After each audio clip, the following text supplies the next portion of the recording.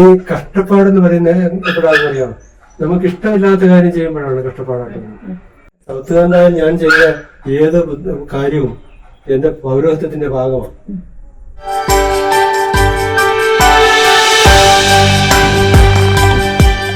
സ്ഥാപനത്തെ കുറിച്ച്, ഇതിന്റെ നടത്തിപ്പിനെ കുറിച്ച് ചെയർമാൻ എന്ന നിലയിൽ ഈ സ്ഥാപനം തൃശ്ശൂർ ജില്ലയിൽ ചാലക്കുടി താലൂക്കിൽ മറ്റത്തൂർ പഞ്ചായത്ത് 13-ാം വാർഡ് മാങ്കുറ്റിപ്പാടം എന്ന പ്രദേശത്ത് നിലവിൽ പ്രവർത്തിച്ചുകൊണ്ടിരിക്കുന്ന തപസ്യ മാനസാരോഗ്യ പുനരധിവാസ കേന്ദ്രമാണ്.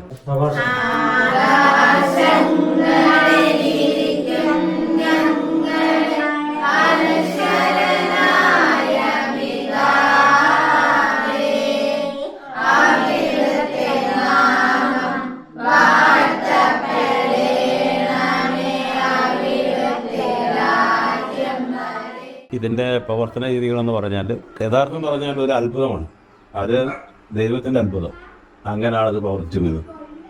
അതായത് ഏതാണ്ട് 30 പേരുടെ രജിസ്ട്രേഷനാണ്. എന്നാൽ 30 കൂടുതൽ പിള്ളേരും നിലവിൽ കൂടെ ദേവാസികളായിട്ട് നിലവിലും ഹോസ്പിറ്റലിലായിട്ടൊക്കെ ഉണ്ട്.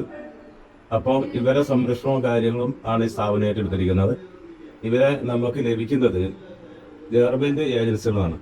റെയിൽവേ പോലീസ്, നമ്മുടെ കേരള പോലീസ്, സാമൂഹ്യനീതി വകുപ്പ്, അതുപോലെ തന്നെ കോടതി ഉത്തരവ് മുഖേനയും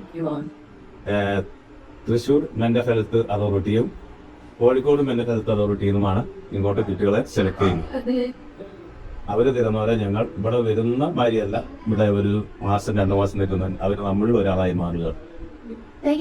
അവര് എത്ര രൂപകളാണെന്ന് ഇവിടെ പരാമർശിക്കുന്നില്ല. കാരണം അവരങ്ങനെ പറയാൻ പാടില്ല.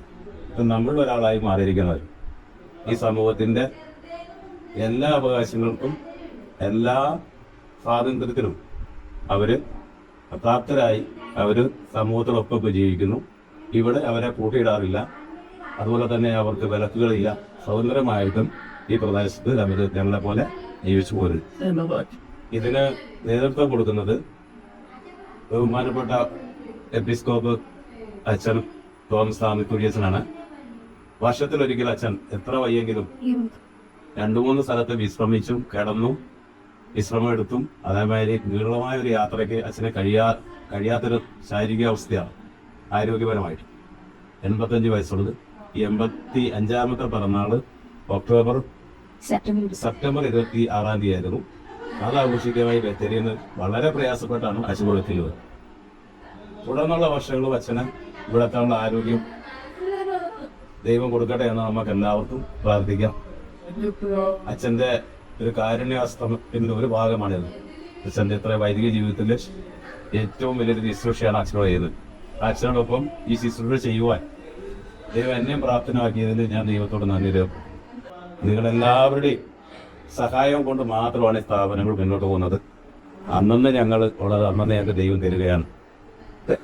അത് യഥാർത്ഥത്തിൽ ഞങ്ങളുടെ ജീവിതമാണ്. യഥാർത്ഥത്തിൽ അല്ലെങ്കിൽ ഈ കുട്ടികളുടെ ജീവിതമാണ്. യഥാർത്ഥത്തിൽ അത്ഭുതമായ ഒരു പ്രയാണമാണ്. ഒരു കാര്യം മാത്രം അവസരമായി പറയുന്നു. ക്രിസ്തു പറഞ്ഞാൽ നിങ്ങളിൽ പാപം ചെയ്യാത്തവർ കല്ലറിയട്ടെ എന്ന് പറഞ്ഞ വരി, നിങ്ങളിൽ ഭ്രാന്തില്ലാത്തവർ ഞങ്ങളെ നോക്കിച്ചിരിക്കട്ടെ എന്ന് മാത്രമേ ഞാൻ പറയാനുള്ളൂ. Okay, thank you.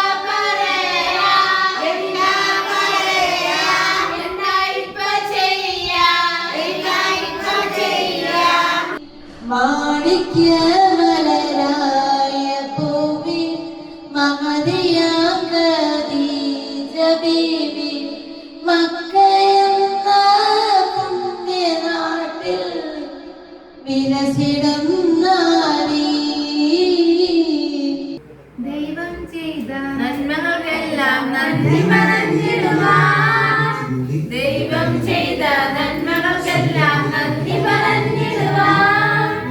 നാം ഇത് പോരാ, നാളിത് പോരാ, ആയുസ്സും ഇത് പോരാ. കൊണ്ട് മേളമ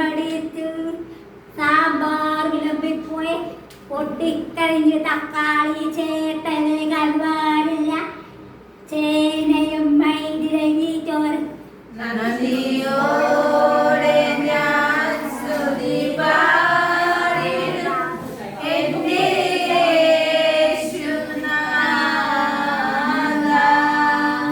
ഭൂമിയെ പാടമോടും മത്തയും വെറ്റിലയിട്ട് ഞാൻ മുന്നിൽ വാവേ കഥ കേട്ടതല്ലേ. സൂര്യനായി തഴുകിയുറക്കമുണർത്തുമെൻ അച്ഛനെയാണെനിക്കിഷ്ടം. എന്താ നമ്മളെ കുറിച്ചുള്ള അഭിപ്രായം നമ്മൾ അറിയണ്ടേ? ഒരു വർഷം ഞാൻ മൈനസ് സെമിനാരി കുണ്ടായിൽ വർക്ക് ചെയ്തു. ഇപ്പം ഞാനിവിടെ ആലുവായിൽ അശോകപുരം എന്ന് പറയുന്ന ഞങ്ങളുടെ ബെസനിയുടെ നോഷേറ്റ് ഹൗസിലെ സേവനം അനുഷ്ഠിക്കുന്നു. ഇവിടെ വരുവാനും നിങ്ങളെ കാണുവാനും സാധിച്ച ഒത്തിരി സന്തോഷമുണ്ട്. പ്രധാനമായിട്ട് എനിക്ക് പറയാനുള്ളത്, നിങ്ങളെ ദൈവത്തിൻ്റെ മക്കളാണ്, ദൈവപ്രത്യേകമായി തിരഞ്ഞെടുക്കപ്പെട്ടവരാണ് എന്ന് നിങ്ങൾക്ക് ബോധ്യപ്പെട്ടു എന്നാണ് നിങ്ങളുടെ ജീവിതത്തിൽ നിന്ന് എനിക്ക് മനസ്സിലാകുന്നത്. ഇല്ലേ? നിങ്ങൾക്ക് എല്ലാവരും നേരത്തെയാണ് നിങ്ങൾക്ക് ഒരു അപ്പനും അമ്മയും ഉള്ളത്? ആരുമില്ല. ഇപ്പൊ നിങ്ങൾക്ക് അമ്മയും ചേച്ചിമാരും എല്ലാവരും അല്ലേ? ഇപ്പൊ സന്തോഷമായിട്ട് ജീവിക്കുക നമുക്ക് എല്ലാവരും. ദൈവം ഉണ്ടെങ്കിൽ എല്ലാവരും അല്ലേ? ദൈവത്തിൽ വിശ്വസിച്ചുകൊണ്ട് നമ്മുടെ ചെറുതായ ബലഹീനതകളെ, പോരായ്മകളെ, കുറവുകളെ, രോഗങ്ങളെ ഒന്നും ഒരു വലിയ പ്രശ്നമല്ല. ആണോ? ഒന്നുമല്ല. ദൈവത്തിൻ്റെ സന്നിധിയിൽ അവയെല്ലാം നമ്മളെ കൂടുതൽ നന്മയിലേക്ക്, വിശുദ്ധിയിലേക്ക്, അഭിവൃദ്ധിയിലേക്ക് നയിക്കുവാൻ സാധിക്കുന്ന സാഹചര്യങ്ങളാണ് കേട്ടോ. നമുക്ക് എല്ലാവർക്കും നന്മയുടെ, സന്തോഷത്തിൻ്റെ, ആനന്ദത്തിൻ്റെ ദിവസങ്ങൾ നേർന്നുകൊണ്ട് ഞാൻ എൻ്റെ വാക്കുകൾ അവസാനിക്കും. എനിക്ക് വളരെ സന്തോഷം തോന്നി. ഇവിടെ നല്ല ക്ലീൻ ആയിരിക്കുന്നുണ്ട്. നിങ്ങളെല്ലാം നല്ല സന്തോഷമായി കാണപ്പെടുന്നു. നിങ്ങളെല്ലാവരും സ്വന്തം വീട് പോലെ. നമ്മുടെ വീടുകളിലൊക്കെ നമുക്ക് ഒരു കാലത്ത് ഉണ്ടായിരുന്നില്ലേ? ഞാനും വീട്ടിൽ നിന്ന് പോയിരുന്നിട്ട് വർഷങ്ങളായി, 60-70 വർഷമായി വീട്ടിൽ നിന്ന് പോയിരുന്നിട്ട്. പക്ഷേ ഇപ്പൊ ഞാൻ ആയിരിക്കുന്ന സ്ഥലം എൻ്റെ വീട് പോലെ എന്ന് പറഞ്ഞ പോലെ നിങ്ങൾക്ക് നിങ്ങളുടെ വീട് പോലെ അനുഭവപ്പെടുന്നു എന്നറിയുന്നതിനായി വലിയ സന്തോഷം. ഇത് നിങ്ങളുടെ വീടാണ് അല്ലേ? എല്ലാ കാര്യങ്ങളും സ്വന്തം വീട്. അത് തന്നെ വലിയൊരു ആനന്ദമാണ് കേട്ടോ. സ്വന്തം വീട് പോലെ സ്വന്തം വീടാണ് ഞങ്ങളുടെ ആന്റി, സ്വന്തം ആന്റി, സ്റ്റാഫുകളും. അതെ അത് തന്നെ വലിയൊരു അനുഗ്രഹമാണ് കേട്ടോ.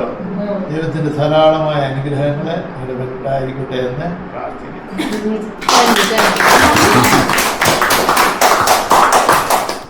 ആദ്യം ഞങ്ങൾ കോഴിക്കോട് മെൻ്റൽ ഹെൽത്ത്, പടിഞ്ഞാറക്കോട്ട മെൻ്റൽ ഹെൽത്തിൽ നിന്നും, പിന്നെ കോർട്ട് ഓർഡർ വഴി സോഷ്യൽ ജസ്റ്റിസ് ഓഫീസ് വഴി, പിന്നെ പോലീസ് സ്റ്റേഷൻ, റെയിൽവേ പോലീസ് അങ്ങനെയുള്ളവരൊക്കെ കൊണ്ടുവരുന്നവരാണ് ഇവർ. അപ്പോൾ ഇവരിൽ ഭൂരിഭാഗവും എനിക്ക് തോന്നുന്നു കുതിരവട്ടം, പടിഞ്ഞാറക്കോട്ട, കോർട്ട് ഓർഡറൊക്കെ വഴി വന്നവർ തന്നെയാണ്. അപ്പോൾ ഇവർ വരുന്ന ഉടനെ ഞങ്ങൾ ആദ്യം കൊണ്ടുവരുന്ന ഉടനെ ഇവർ തേച്ച് കഴുകി കുളിപ്പിച്ചെടുക്കും. ഇവരുടെ അടുത്തുനിന്ന് ഒരു ഡ്രസ്സ്, ഒരു സാധനം പോലും ഇവരുടെ ഉണ്ടാവുകയല്ല. അതെല്ലാം രാത്രിയാണ്, പാതിരാത്രിയാണെങ്കിലും തേച്ച് കഴുകി കുളിപ്പിച്ച് ഞങ്ങൾ ഇവരെ എടുത്ത് പിന്നെ ഇവർക്ക് ഡ്രസ്സ് കൊടുത്തു. പിന്നെ ഒരാഴ്ച, ആദ്യകാലങ്ങളിലൊക്കെ ഒരാഴ്ച നമ്മൾ ഫ്രണ്ടിൽ കൊണ്ടിരുത്തി ഇവർക്ക് ഇവരെ കൗൺസിലിങ് ചെയ്ത് സംസാരിച്ചതിന് ശേഷം ഇവരുടെ ബുദ്ധിമുട്ടും വിഷമങ്ങളെല്ലാം കേട്ടതിന് ശേഷം പിന്നെ ഇവർക്ക് ആവശ്യമായിട്ടുള്ളത് എന്താണെങ്കിൽ നമ്മൾ പറഞ്ഞു കൊടുക്കും. അതിന് ശേഷം രാവിലെ ഒരു മെഡിറ്റേഷൻ്റെ ടൈമിൽ നമ്മൾ അവരെ വിളിച്ചിരുത്തി അവരുടെ ആ സൈക്കോളജിക്കൽ കൗൺസിലിംഗ് ആയിട്ട് കൊടുക്കാറുണ്ട്.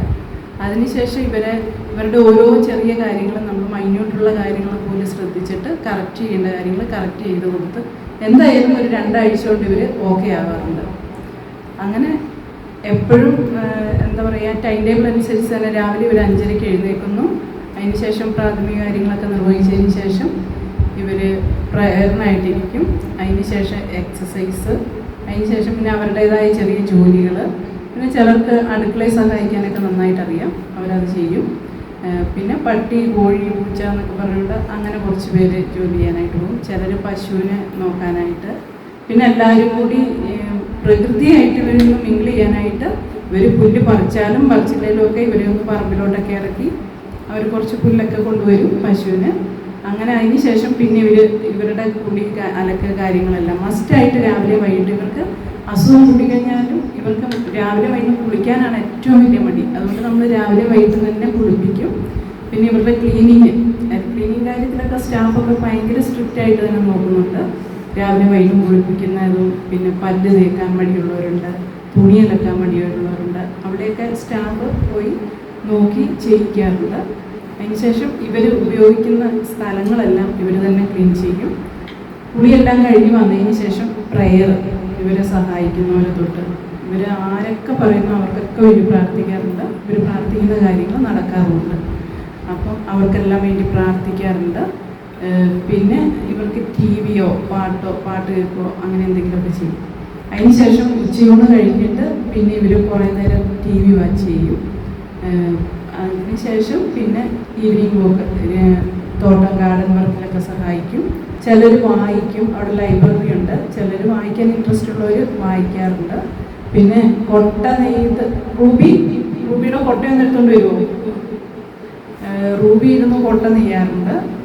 പിന്നെ അങ്ങനെ ഇവർക്ക് ഇൻട്രസ്റ്റ് ഉണ്ട്. പിന്നെ ഇവർക്ക് ഇങ്ങനെ കളികൾ കളിക്കാൻ ഭയങ്കര ഇഷ്ടം. ഓരോരുത്തർ പാട്ട് പഠിക്കും. എല്ലാവരും നല്ല മിടുക്കരായിട്ട് ആക്റ്റീവായിട്ട് എപ്പോഴും ഇരിക്കും. പിന്നെ ഇവരുടെ ചില അസുഖത്തിൻ്റെ ഭാഗമായിട്ട് ഇടയ്ക്കൊക്കെ ചിലപ്പോൾ വയലൻ്റ് ആവാറുണ്ട്. പക്ഷെ കുറച്ച് കഴിയുമ്പോഴത്തേക്ക് അവർ ഓക്കെ ആവും. പിന്നെ മെഡിസിൻ കണ്ടിന്യൂസ് കൊടുക്കുന്നുണ്ട് രാവിലെ വൈകിട്ടുമൊക്കെ. നമുക്കിവിടെ സെൻറ്റ് ജെയിംസ് ഹോസ്പിറ്റലിൽ നിന്ന് ഡോക്ടർ മനോജ് വരാറുണ്ട്, സൈക്കാട്രി. പിന്നെ ഇവിടെ നേഴ്സുണ്ട്. പിന്നെ DMHP തൃശ്ശൂരിൽ നിന്ന് എല്ലാ മാസവും കോടാലി ഹോസ്പിറ്റലിൽ വന്നിട്ട് അവർ ഇവരെ പേഷ്യൻറ്റിനെ നോക്കുകയും അതുപോലെ മെഡിസിൻ കിട്ടാറുണ്ട്. പിന്നെ ചിലവിനൊക്കെ നല്ല ചിലവാണ്. ഇവർക്ക് ഡ്രസ്സ് ഫുഡിനൊക്കെ ഓരോ ദിവസവും നല്ല ചിലവാണ്. അപ്പം അതൊക്കെ നമ്മളിങ്ങനെ കണ്ടെത്തണം. ഇവർ ദൈവം അനുഗ്രഹിച്ച് ഇവരിവിടെ വന്നിട്ട് ഒത്തിരി ചേഞ്ച് ആകുന്നുണ്ട്. അങ്ങനെ ചേഞ്ചായിട്ട് കുറേ പേര് തിരിച്ച് വീട്ടിൽ പോയിട്ടുണ്ട്. പിന്നെ കുറേ അസുഖം കൂടി കഴിയുമ്പോൾ ചിലപ്പോൾ നമ്മൾ ഹോസ്പിറ്റലിൽ കൊണ്ട് അഡ്മിറ്റ് ആക്കും. അങ്ങനെ ഇവരൊക്കെ ഇപ്പോൾ മെഡിക്കലായിട്ടിരിക്കുന്നു. ഇവരെ കണ്ടിട്ടുണ്ട് അസുഖം ഉണ്ടോ എന്ന് എല്ലാവരും ചോദിക്കാറ്. ഇത് റൂബി ഉണ്ടാക്കിയ കോട്ടയും ഇത് കുറേ കോട്ടകൾ ഉണ്ടാക്കാറുണ്ട്, ചവിട്ടി ഉണ്ടാക്കാറുണ്ട്. ഇത് റൂബിയിൽ നിന്ന് നെയ്യുന്ന കോട്ടയാണ്. റൂബി കാണിച്ചു കൊടുത്ത് എങ്ങനെ ഉണ്ടാക്കുന്നതെന്ന് പറഞ്ഞു. വള്ളി കയറ്റി ഇങ്ങോട്ട് വള്ളീൻ്റെ അകത്തോട്ട് വലിച്ച് കയറ്റണം. പിന്നെ ഇത് അടിയൊക്കെ എടുക്കണം. ആദ്യം അടിയെടുക്കണം. പിന്നെ ഇതിൻ്റെ സൈഡ് ഇങ്ങനെ ഇങ്ങോട്ട് മുകളിലോട്ട് എടുക്കണം. ആദ്യം അടിയെടുത്ത് പിന്നെ മുകളിലോട്ട് എടുക്കണം. പിന്നെ അവസാനം കൈ ഇങ്ങോട്ട് മടക്കി വെച്ച് ഫിറ്റാക്കണം. പിന്നെ അത് കഴിഞ്ഞ് പിന്നെ അവസാനം കൈ എടുക്കണം. ഇപ്പം ഇവരെല്ലാം നല്ല മിടുക്കരല്ലേ? അല്ലേ? മിടുക്കരല്ലാത്ത ആരെങ്കിലും ഉണ്ടോ? എല്ലാവരും നല്ല മിടുക്കരല്ലേ? നല്ല കുട്ടികളാണ് ഇവരെല്ലാം. നമ്മുടെ എല്ലാവരുടെയും പേരിൻ്റെ നന്ദി പറയുന്നു. നിങ്ങളുടെ അച്ഛൻ പപ്പ എഴുതാനും ദിവസങ്ങളിൽ എഴുതിയുള്ളൂ. അച്ഛൻ പപ്പ ഉള്ളതൊക്കെ ഞങ്ങൾക്ക് അനുഗ്രഹമായിരുന്നു. അച്ഛൻ പപ്പ ഞങ്ങൾ എഴുതാൻ വേണ്ടി അനാഥരല്ല. ഞങ്ങൾക്കൊരു അച്ഛൻ പപ്പയുണ്ട്, ഒരു സാറുണ്ട്, ഒരു അമ്മച്ചിയുണ്ട്, ഒരു ആൻറ്റിയുണ്ട്. ഞങ്ങളുടെ ഞങ്ങളുടെ സ്വന്തം വീട് പോലെയാണ് ഞങ്ങൾ പറയുന്നത്. അച്ഛൻ പപ്പ ഒരു വയസ്സിലേ പോയി എന്നത്തേക്ക് അച്ഛൻ പപ്പ ഞങ്ങൾക്ക് രണ്ടേമാണ്. പലരും സംതൃപ്തരല്ല. ഈവൻ പ്ലീസ് പലരും സംതൃപ്തരല്ല. അവരുടെ ജീവിതത്തിന്റെ മരിച്ചു പോകുമോ, മരിച്ചതെന്താവും. ഞാൻ പറഞ്ഞ എനിക്ക് മരിക്കാൻ വലിയ സന്തോഷം. ഈ ഭൂമിയിൽ അരസന്റെ സ്ഥലം സ്വന്തമായിട്ടില്ല. ഭൂമിയിലെ ബാങ്കിൽ അക്കൗണ്ട് ഉണ്ട്. അത് അക്കൗണ്ട് വെച്ചിരിക്കുന്നതിന്റെ കാരണം വലിയവരും വലിയവും ഭാവങ്ങൾക്ക് തന്നാൽ അതിലേക്ക് ഇട്ടേര് ഞാൻ പിള്ളേർക്ക് കൊടുത്തേക്കാം. അങ്ങനെയാണ്. പിന്നെ ഞാൻ എന്റെ ഇടവപ്പള്ളിയിലെ ഒരു 6.5 അടി നീളമുള്ള ഒരു കല്ലറ പണിത് അവിടെയും സൂക്ഷിച്ചിട്ടുണ്ട്. പിന്നെ ആരെയും അവസാന ഘട്ടം ആരെയും ബുദ്ധിമുട്ടിക്കാതെ സന്തോഷമായിട്ട് നടന്നു. തിരിഞ്ഞു നോക്കുമ്പോൾ ഇതെല്ലാം ചെയ്യുന്നതിൽ വളരെയേറെ സംതൃപ്തനാണ്. ഇനിയും ഈ സ്ഥാപനത്തെ കുറിച്ച് കൂടുതലായിട്ട് എന്തായാലും എന്റെ ആഗ്രഹം ഇവിടുത്തെ സാമ്പത്തികമായ ബുദ്ധിമുട്ടുകൾ മാറി കുറച്ചുകൂടി സ്വസ്ഥമായിട്ട് പോകത്തക്ക ഒരു വേദി ഉണ്ടാകാനുള്ളതായ പദ്ധതി കണ്ടുപിടിക്കണം. അത് പലതുള്ളി പെരുവെള്ളം എന്ന് പറഞ്ഞ പോലെ ആരെങ്കിലും ഒരു മാസം ഒരു ചാക്കരിക്കുള്ള വക തന്നാൽ അത്രയാവും. 10 പേര് വന്നാൽ 10 ചാക്ക്. ഇവിടെ ഒരു ചാക്കരി 3 അല്ല 4 ദിവസം കൊണ്ട് തീരും. അങ്ങനെ കുറച്ച് നല്ല മനുഷ്യരെ കിട്ടിയാൽ കാര്യം നടക്കും. ഭംഗിയായിട്ട് പോകും. പിള്ളേർ പട്ടിണിയില്ലാതെ ജീവിക്കും. അതൊക്കെ കൂടെ കാണണം എന്നൊരു ചെറിയ ആഗ്രഹം കൂടെ ഇല്ലെന്ന് പറയാൻ പറ്റുക. ഇത്രയും നേരം നമുക്ക് വേണ്ടിയിട്ട് ബഹുമാനപ്പെട്ട കോറെപ്പിസ്കോപ്പ തോമസ് താന്നിക്ക കുഴിയച്ചൻ ഈ തപസ്യ റീഹാബിലിറ്റേഷൻ സെന്ററിനെ കുറിച്ചും ഇവിടുത്തെ പ്രവർത്തനത്തെ കുറിച്ചും എല്ലാം നല്ല രീതിയിൽ വിശദീകരിച്ചു തന്നു. അച്ഛന് എല്ലാവരുടെയും പേരിൽ നന്ദി പറയുന്നു.